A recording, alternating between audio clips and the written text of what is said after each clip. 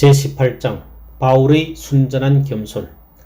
이는 곧 내가 너희 가운데서 너희와 나의 믿음을 인하여 피차 안위함을 얻으려 함이라. 로마서 1장 12절. 우리는 이제 로마서 1장 12절에 이르게 되었습니다. 이 구절은 이는 곧 이라는 두 흥미있는 말로 시작됩니다. 바울은 진술을 한 다음에 이는 곧 이라고 말합니다.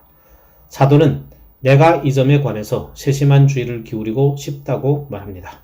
나는 너희가 나를 오해하지 않기를 바란다.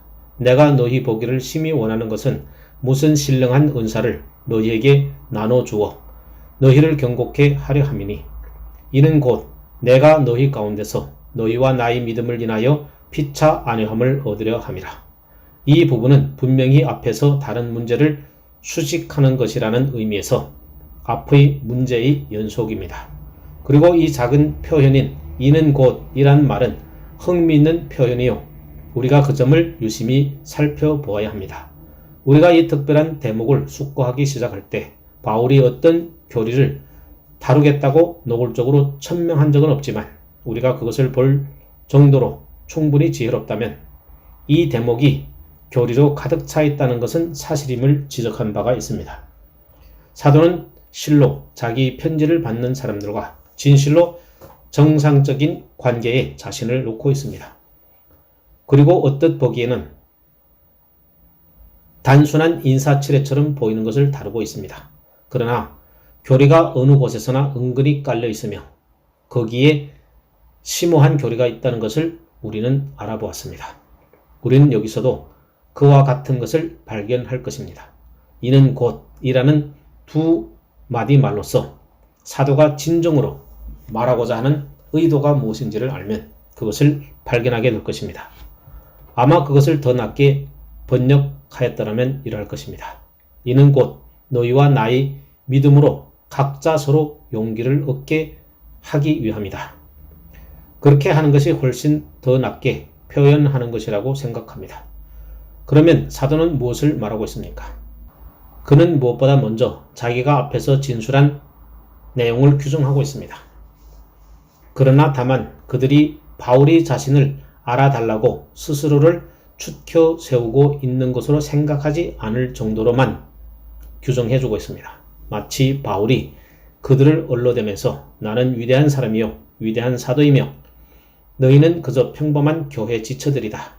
그러니 나는 그만큼 너희에게 줄 것이 많다는 식으로 말하고 있는 것으로 오해하지 않을 정도로만 규정하고 있습니다. 어느 사람이든지 그렇게 생각하지 못하게 하기 위해서 그는 즉시 이는 곧이라는 말을 합니다. 사도는 나는 그러한 심령이나 방식으로 너희에게 편지를 쓰고 있는 것이 아님을 알고 나를 오해하지 말라고 말합니다. 아니다. 내가 너희에게 나아가고 싶어 그렇게 바라는 것은 너희에게 용기를 줄 뿐만 아니라 나도 위안을 받기 위함이다. 흠정역에서 보는 대로 위안받다 라는 말은 약간 오도된 말입니다. 그 말은 1611년 흠정역 성경이 발간될 때쯤 그렇지 않았습니다. 그러나 지금 와서는 그 말이 약간 오도될 가능성이 있습니다. 왜냐하면 위안이라는 말을 한 가지 의미로만 쓰는 경향이 있기 때문입니다. 그러므로 그것을 용기를 얻다라는 말로 생각하는 편이 좋을 것입니다. 사도는 그들에게 용기를 주고자 했습니다. 그러나 그는 서둘러서 자기도 그들을 통해서 용기를 얻게 될 것이라고 확신한다는 것을 말합니다. 그는 자기가 그들에게 줄 것이 많이 있다는 것을 압니다. 그러나 그들도 자기에게 줄 것이 많다는 것을 그들이 알았으면 하고 바랐습니다. 그래서 상호 교환이 있게 될 것이고 서로 상대방을 북돋아주는 일이 있게 될 것입니다. 다른 말로 해서 사도는 여기서 성도의 교통이라고 우리가 늘 쓰는 말이 무엇을 뜻하는지 묘사하고 있습니다.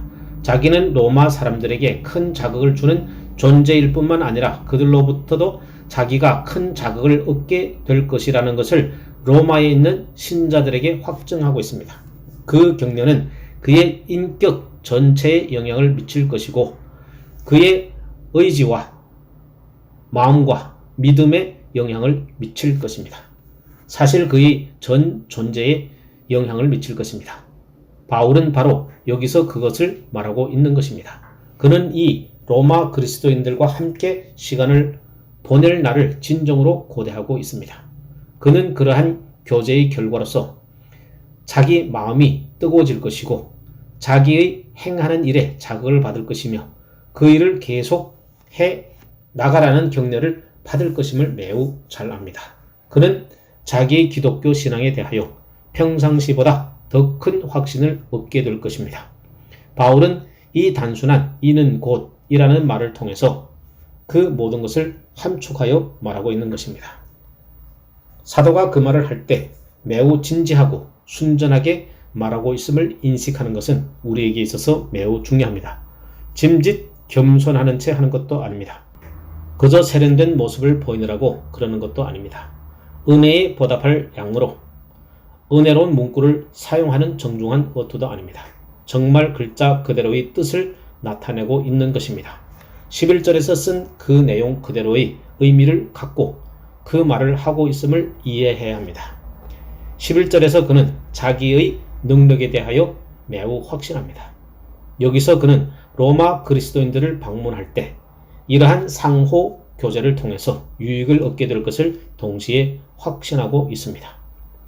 진실로 만일 우리가 능력의 문제에 관해서 11절을 바로 이해한다면 12절에 있는 부가적인 설명도 하등의 문제거리가 될 수 없습니다. 거기에는 서로 상충되는 것이 없습니다. 어떤 사람들은 서로 상충되는 요점이 있다고 느낄지도 모릅니다. 왜냐하면 바울이 그들에게 축복을 가져올 능력과 힘이 있는 것처럼 말하고 있기 때문입니다. 그러나 거기에는 하등의 모순도 없습니다. 왜냐하면 사도는 언제나 자기가 소유한 어느 능력도 다 자기 속에서 나오는 것이 아님을 분명히 하기 때문입니다. 그것은 자기 속에 있는 성령의 권능입니다. 그것은 사람으로서의 바울도 아니고 심지어 그리스도의 바울조차 아닙니다. 사도로서 그가 가진 위대한 능력은 우리가 이미 알아보았듯이 그에게 주어진 것입니다. 그는 그 일을 위해서 부르심을 받았습니다. 그는 능력으로 힘을 입었습니다. 그 안에 계신 성령이십니다. 여러분도 알다시피 그 모든 것에도 불구하고 그는 모든 다른 사람들과 같은 한 그리스도인입니다. 그는 다른 사람들로부터 받을 수도 있고 다른 사람들로부터 유익을 얻을 수도 있고 다른 사람들과 참된 교제를 나눌 수도 있습니다. 사도 바울은 그리스도인으로서 다른 모든 그리스도인들과 정확히 같습니다. 그는 사도입니다. 그렇습니다. 그러나 그가 사도라는 사실이 그리스도인으로서 신자로서 그리스도의 몸의 지체로서 다른 모든 그리스도인들과 같은 자로서의 그에게 어떠한 차이도 가져오지 않습니다. 바울은 이러한 것을 말하기를 좋아합니다. 많은 다른 곳에서 그 말을 되풀이합니다. 여러분도 고린도전서 3장에서 그것을 발견할 것입니다. 그는 거기에서 어떤 그리스도인들은 나는 바울에게 속했다. 또 다른 그리스도인들은 아니다. 나는 아볼로 편이다. 라고 말하는 사실을 다루고 있습니다. 어째서 너희가 그런 일로 쓸데없이 힘을 낭비하고 바울과 아볼로에 관해서 말하고 있느냐? 심는 이나 물 주는 이는 아무것도 아니로되 오직 자라나게 하시는 이는 하나님 뿐이니라. 다시 4장 7절에서 누가 너를 구별하였느냐? 내게 있는 것 중 받지 아니한 것이 무엇이냐? 내가 받았은 적 어찌하여 받지 않은 것 같이 자랑하느냐? 라고 말합니다. 정확히 같은 것입니다. 모든 이러한 은사들은 하나님께 받은 것입니다. 그러므로 그러한 모든 은사들에도 불구하고 그가 한 사람이요 그리스도인이라는 데 있어서는 다른 모든 사람들과 같습니다. 그래서 그렇게 신령한 은사들을 나눠주는 그 위대한 일이 가능하게 됩니다. 그럼에도 불구하고 그 점을 주목할 만하고 놀라운 일이며 주석할 만한 가치가 있는 일입니다. 다시 사도가 고린도후서 11장과 12장에서 나타내는 특이한 진술들을 읽어보십시오. 자신을 뽐낼 만한 이유나 원인을 가지고 있는 사람이 있다면 그 사람은 사도 바울이었을 것입니다. 우리가 오늘날 잘 쓰는 어구를 빌려 말하자면 허둥댈 이유를 가지고 있는 사람이 있다면 바로 사도 바울이었을 것입니다. 또한 거만할 이유가 있고 자기는 놀랍고 다른 누구보다도 더 뛰어난 사람이라고 생각할 사람이 있다면 그는 바로 이 기이하고 힘있는 하나님의 사람이었을 것입니다. 그의 비전과 체험과 쓸모와 고난과 다른 모든 방면에서 그는 탁월한 지위를 차지하고 있었습니다. 그는 삼청천에 올라가 낙원의 말을 듣고 익힌다는 것이 무엇인지를 아는 사람이었습니다. 그것은 그 영광 때문에 거듭 되풀이하여 다른 사람에게 이를 수 없는 것이었습니다. 그럼에도 불구하고 이 사람은 로마에 있는 이 단순하고 평범한 그리스도인들을 향해서 편지를 쓰고 있습니다. 그들 가운데 많은 사람들은 가이사의 집에서 종으로 일했던 사람들이었을 것입니다. 바울은 자기는 그들과 함께 있고 싶은 엄청난 기대를 하고 있다고 말합니다. 그들에게 할 말이 많았고 그들에게 줄 것이 많았습니다. 그렇습니다. 그러나 그는 그들이 자기에게 말할 것에 대해 들을 일도 동등하게 기다리고 있습니다. 그는 그들의 체험을 듣고 싶었습니다. 그는 그들이 주께로부터 무엇을 받았다며 주께서 그들을 어떻게 인도하셨는지를 알고 싶었습니다. 그는 그러한 것이 자기에게 자극을 주며 자기의 삶을 풍성케 하는 것임을 알기 때문에 그들을 보고 싶어 하는 것입니다. 그의 마음은 확실히 뜨거워질 것입니다. 로마를 방문함으로써 얻은 그 위대한 유익을 기대합니다.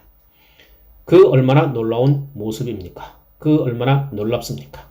우리는 그것에 어떤 교훈들을 끌어내야만 합니다.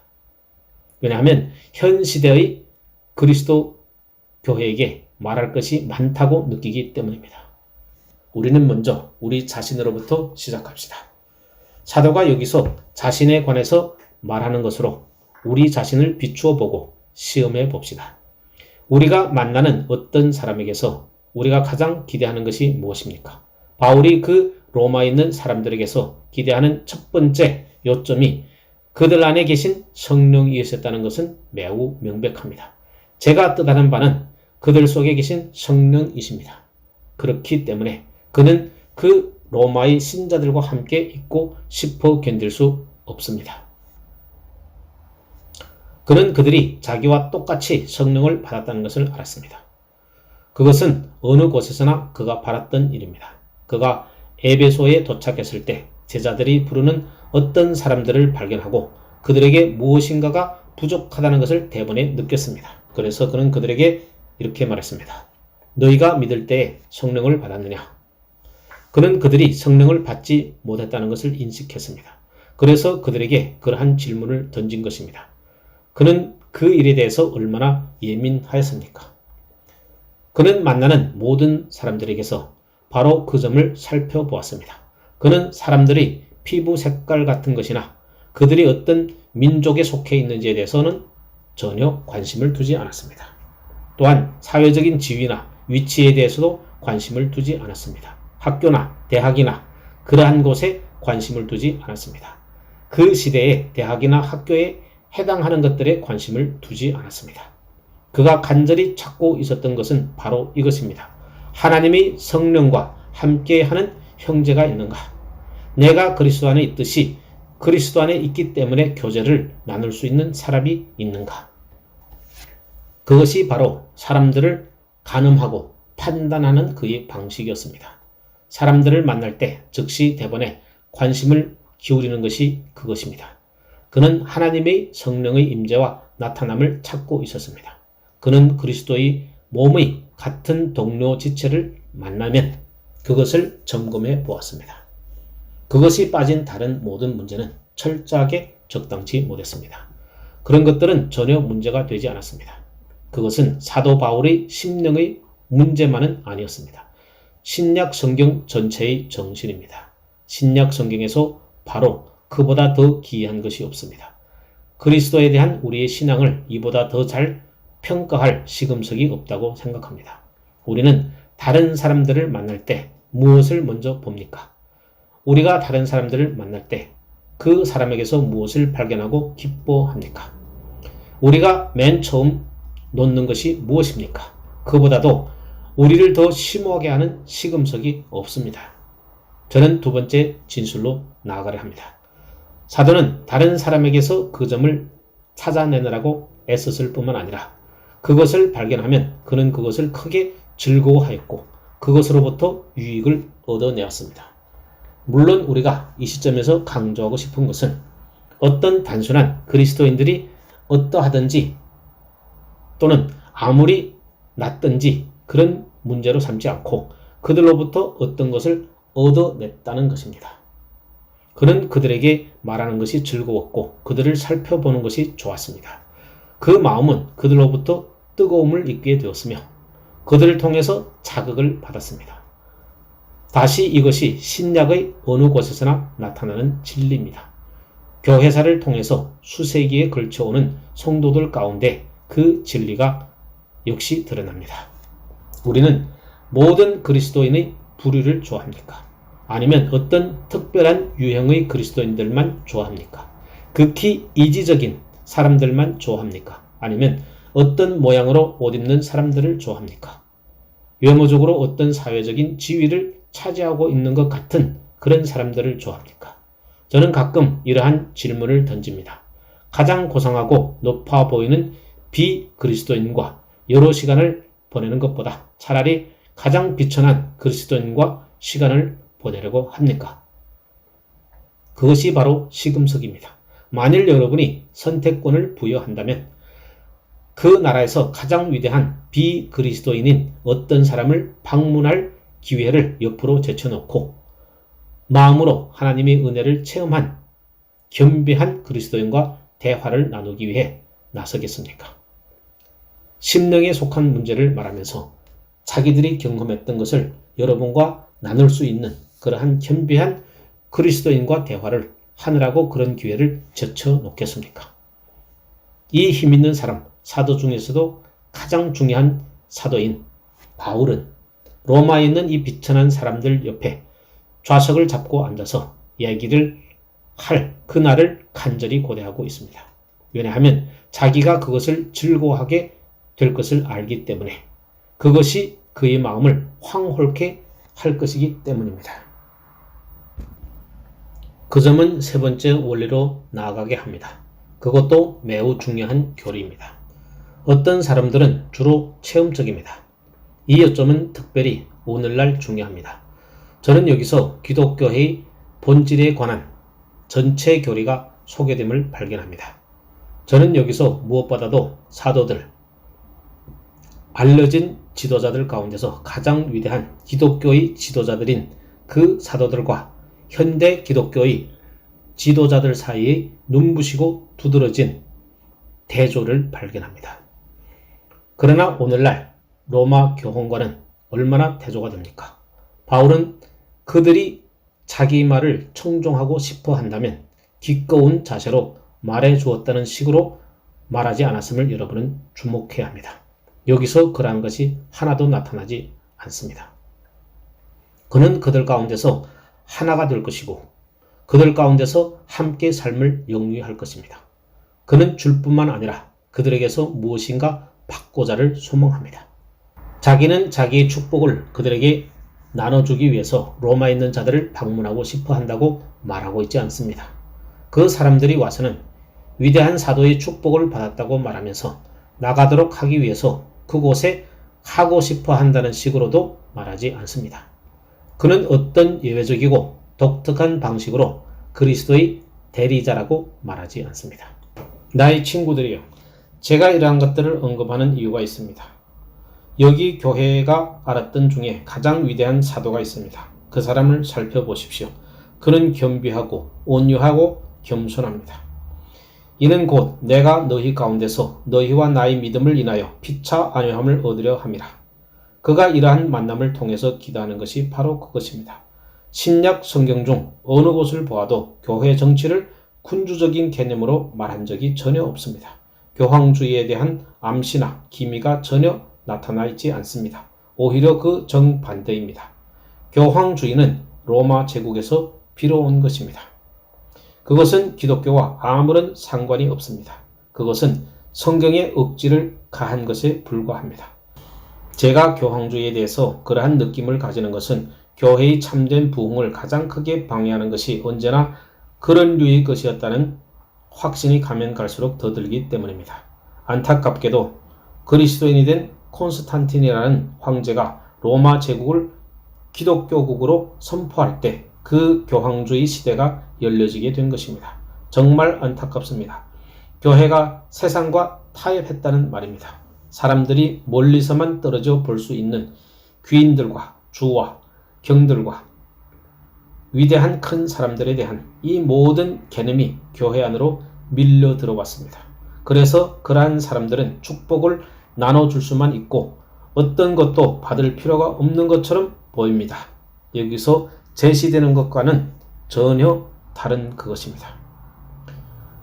우리는 사도 바울의 가르침 속에서만 그 점을 발견하지 않습니다. 우리 복되신 주님 자신의 가르침 속에서도 그것을 발견하게 됩니다. 마태복음 20장 25절에 나타나는 주님의 말씀을 들어보십시오. 예수께서 제자들을 불러 가라사대 이방인의 집권자들이 저희를 임의로 주관하고 그 대인들이 저희에게 권세를 부린 줄 너희가 알거니와 너희 중에는 그렇지 아니하니 너희 중에 누가 크고자 하는 자는 너희를 섬기는 자가 되고 너희 중에 누구든지 으뜸이 되고자 하는 자는 너희 종이 되어야 하리라. 인자가 온 것은 섬김을 받으려 함이 아니라 도리어 섬기려 하고 자기 목숨을 많은 사람의 대속물로 주려 함이니라. 오 기독교회여, 그대에게 어떤 일이 일어났는가? 어째서 그 복된 말씀과 위대한 사도 바울의 본을 망각하여 버릴 수 있었는가? 베드로도 정확히 같은 것을 가르치고 있음을 발견할 것입니다. 베드로 전서 5장에서 교회 장로들에게 한 말을 보면 그것을 발견하게 될 것입니다. 너희 중 장로들에게 권하노니 나는 함께 장로된 자요 그리스도의 고난의 증인이요 나타날 영광에 참여한 자로라. 너희 중에 있는 하나님이 양무리를 치되 부득이함으로 하지 말고 오직 하나님의 뜻을 쫓아 자원함으로 하며 더러운 일을 위하여 하지 말고 오직 즐거운 뜻으로 하며 맡기온 자들에게 주장하는 자세를 하지 말고 오직 양무리 본이 되라. 그들을 주관하지 말고 양무리 본이 되며 사람들과 함께 있으며 사람들에게 관심을 쏟으며 사람들을 섬기며 사람들을 위해서 희생당하며 그들과 함께 있으라는 말입니다. 바울은 로마에 있는 교회 지체들과 함께 있기를 간절히 소망하였습니다. 그처럼 하라는 말입니다. 어떤 사람은 이렇게 말씀하실지 모릅니다. 그러나 분명히 그렇게 말하면 목사님은 권위의 원리를 부정하는 것입니다. 결코 저는 그렇게 하고 있지 않습니다. 제가 역설하고 있는 것은 신약 성경이 인정하는 오직 유일한 권위는 영적 권위라는 점입니다. 제가 말씀드리는 것은 어떤 직무에 주어진 권위가 아니라 어떤 사람에게 주어진 권위입니다. 직무에 고유한 권위가 주어진 것이 절대 아닙니다. 권위는 사람 속에 있는 성령의 임재입니다. 그러므로 그처럼 온유하고 겸비하고 순전할 수 있었던 이 사도 바울이 냉엄하게 견책도 할 수 있으며 사람들에게 너희는 나를 본받는 자가 되라고 말할 수도 있었습니다. 사도는 너희에게 많은 스승이 있으나 그리스도 안에서 나만이 너희 아비라고 말할 수 있었습니다. 그가 그렇게 말할 때 그가 자신을 추켜 세우고 있는 것으로 생각하지 말아야 합니다. 그는 단순히 자기가 사도로 부르심을 받았다는 것을 말하고 있습니다. 그는 자신 속에 고유한 어떤 것을 가지고 있지 않습니다. 오히려 그는 자기 속에 성령의 이 능력을 갖고 있습니다. 그가 사람들에게 자기를 살펴보고 자기를 본받는 자가 되라고 요구하는 것은 바로 이 내조하는 능력의 차원에서 행한 것이며 바로 그 내조하는 능력 때문에 그렇게 요구한 것입니다. 그러므로 저는 말씀드립니다. 권위를 구성하는 것은 그러한 직무가 아니라는 것입니다.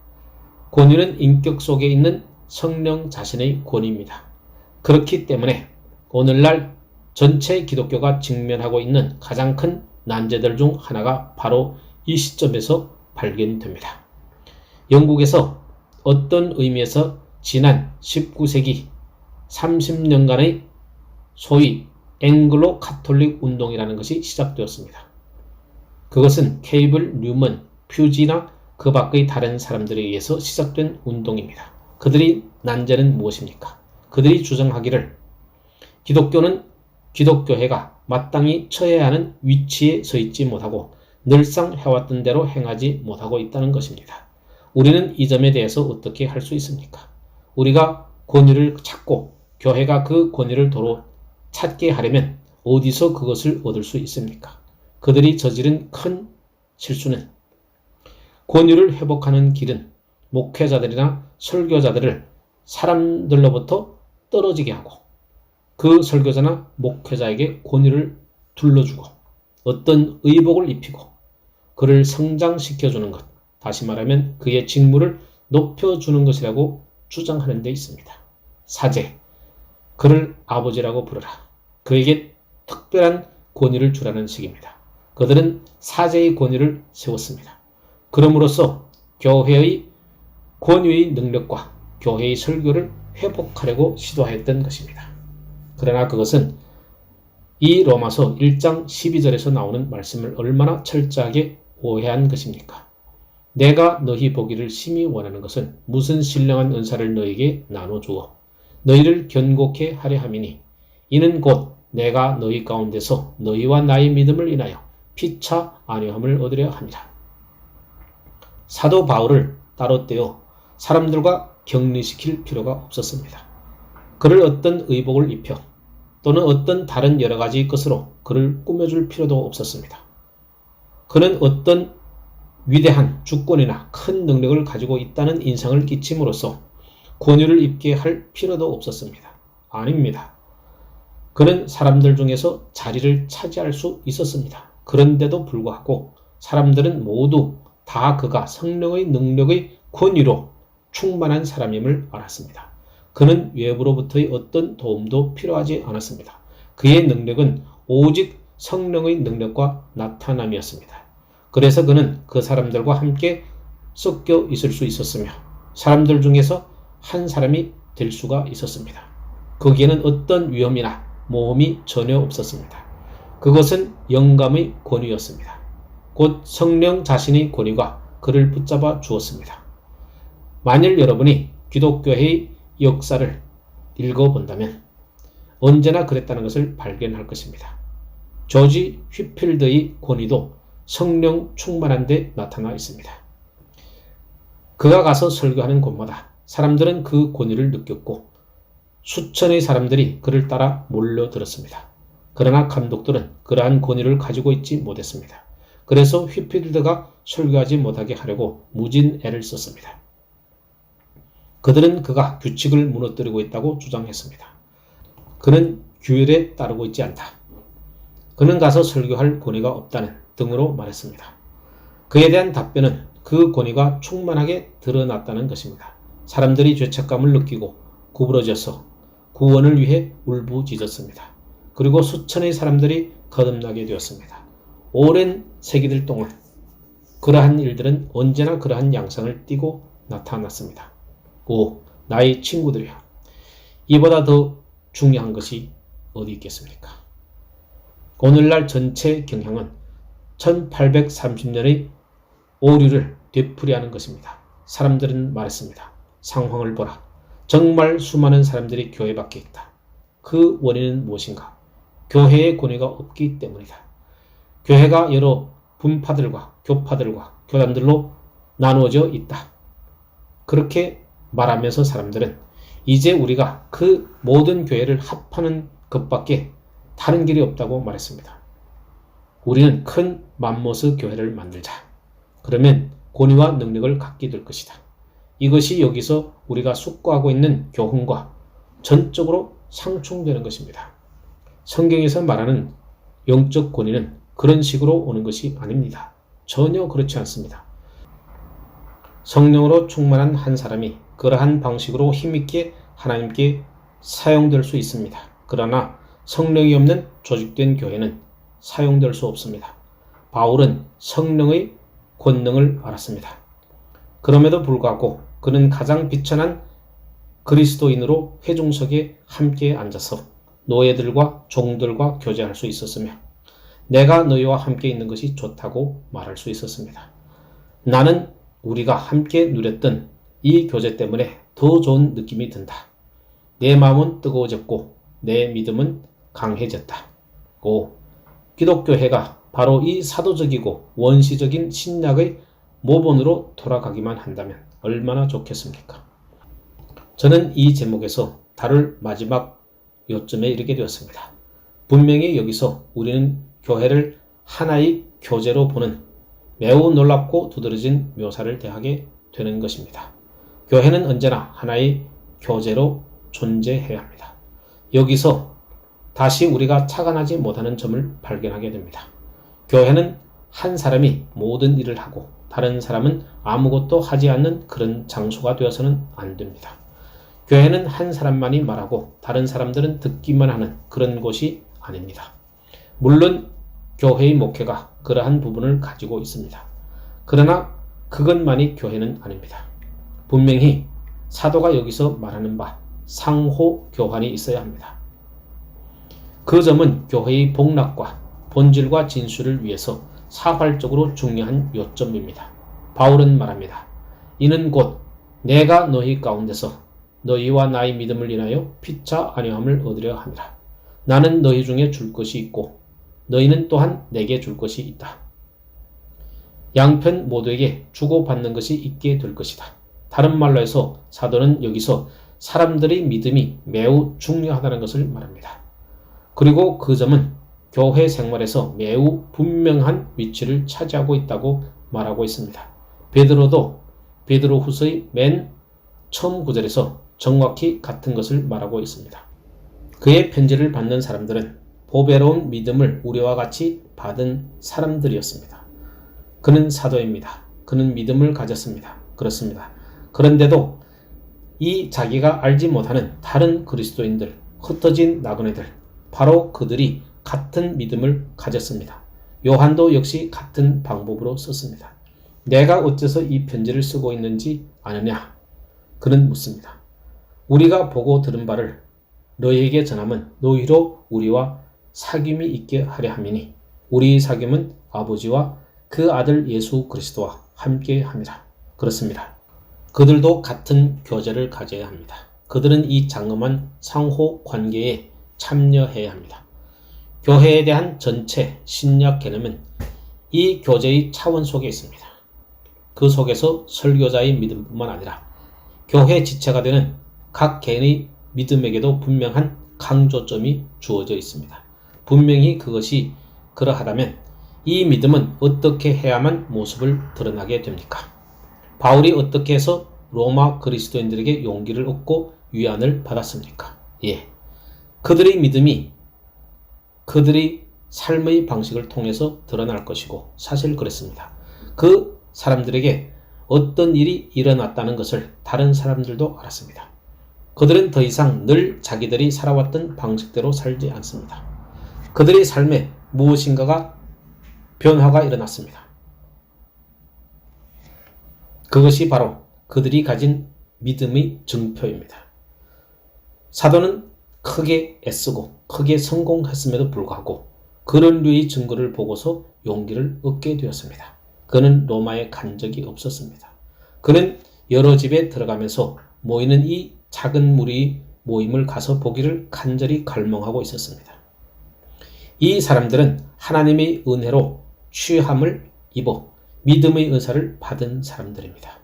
바울은 로마에 가면 그들과 한 무리가 되는 즐거움을 소망하고 있습니다. 그런 표정이 사람들의 삶 속에서 드러나게 되어 있습니다. 믿음은 역시 그리스도의 사람들의 지식에서도 드러납니다. 로마의 그리스도인들 중에는 교육적인 기회를 전혀 갖지 못한 사람들도 있었고 그들 가운데 많은 사람들이 가이사의 집에서 노예로 있었습니다. 그럼에도 불구하고 그들은 성경과 그 교리에 대한 놀라운 이해를 가지고 있었습니다. 그런 것을 보는 것보다 사도에게 더 큰 용기를 주는 것이 무엇이겠습니까? 그들은 믿음의 문제에 있어서 빛을 받아서 이러한 일들에 관해서 말할 수 있었으며 그러한 문제들에 대해서 토론할 수 있었으며 그러한 것들을 즐거워할 수도 있었습니다. 믿음은 지식과 총명에서 그 모습을 드러냅니다. 또한 체험에서도 드러납니다. 다른 그리스도인들이 자기들의 영적 체험에 관해서 말하는 것을 듣는 것보다 더 마음을 뜨겁게 하는 것이 어디에 있겠습니까? 저는 그리스도인의 삶 가운데서 성도들의 삶에 대한 전기를 읽는 것보다 더 큰 힘을 주는 것이 정말 없습니다. 언젠가 그 점을 말한 적이 있다고 확신합니다. 저는 여러분도 성도들의 생애에 대해서 읽어보라고 권하고 싶습니다. 그러한 문헌들을 아무리 읽는다 할지라도 지나칠 수 없습니다. 데이비드 브레이너드, 요나단 에즈워스, 헨리 마틴, 로버트 메리 맥체인 등과 같은 사람들에 관해서 읽어보십시오. 또는 하나님의 이러한 성도들 중 어느 사람에 관한 이야기를 읽어보십시오. 나의 친구들이요. 그들의 본을 따라서 살아가십시오. 이러한 책들 중 많은 부분이 다 절판되었습니다. 그러니 복음 문서 도서관으로 가보십시오. 그러면 그러한 책들을 발견하게 될 것입니다. 그러한 것들을 얻기 위해 노력을 아끼지 마십시오. 헌 책이라도 사서 읽으십시오. 그러면 이러한 사람들의 영혼을 다루시는 하나님의 방식에 관해서 읽게 될 것입니다. 또한 그들이 그리스도와 그의 사랑에 대해 가진 여러 가지 표정들을 알게 될 것입니다. 그러면 여러분의 마음이 뜨거워질 것입니다. 그리고 여러분은 그러한 것들을 통해서 자극을 받을 것입니다. 그들은 주님을 찾고 주님의 얼굴을 구했습니다. 주께서 자신을 드러내시기를 기뻐하셔서 그들의 마음속에 성령으로 그의 사랑을 부어주셨습니다. 그들의 믿음은 그런 식으로 드러났던 것입니다. 물론 믿음의 성장과 발전이 더해감에 따라서 그 믿음이 모습을 드러냅니다.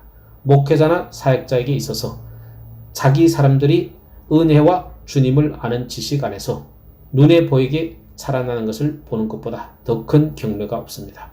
1년 전만 해도 전혀 그러한 총명을 가지지 않았었는데 그들이 어떠한 일에 대해서 이해하는 것을 보게 됩니다. 그들의 전체 사고방식이 발전하고 성장하였습니다. 어떤 단순한 캐치플레이지만 되뇌이고 다니지 않습니다.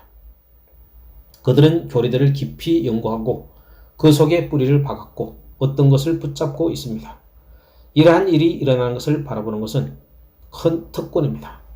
그렇기 때문에 목회자와 사역자의 소명은 이 세상의 사람들이 받을 수 있는 소명 가운데 가장 큰 것이라 생각합니다. 사람들의 믿음의 성장과 발전에 주목하여 볼 때 성령께서 사람들을 다루시고 그들을 탐사하시고 증험하시고 진리를 밝혀주시는 것을 보는 것에 비할 만한 것이 어디에 있겠습니까? 사도가 바로 그러한 류의 일을 고대하는 것입니다. 그뿐 아닙니다. 믿음은 다른 사람을 위한 관심에서도 모습을 드러냅니다. 그러므로 믿음은 기도에서 그 모습을 드러냅니다. 여러분은 바울이 끊임없이 이 평범한 그리스도인들에게 자기를 위해 기도해달라고 요청하는 것을 발견합니다. 비상한 체험과 영혼 세계에 대해서 특이한 체험을 가지고 있는 이 사람이 다음과 같이 쓰고 있다니 이상하게 들리지 않습니까? 형제들아, 내가 우리 주 그리스도로 말미암아 성령의 사랑으로 말미암아 너희를 권하노니 너희 기도에 나와 힘을 같이하여 나를 위하여 하나님께 빌어. 로마서 15장 30절. 바울은 로마의 그리스도인들이 기도의 필요성을 인식했습니다. 그것이 교회의 한 임무입니다. 교회는 하나의 교제단입니다. 바울이 그처럼 위대한 사람이요 하나님의 독특한 종이었음에도 불구하고 그들의 기도를 필요로 합니다. 그는 고린도후서 1장에서 고린도 사람들의 기도를 통해서 질병에 놓인 데 대해서 감사하고 있습니다.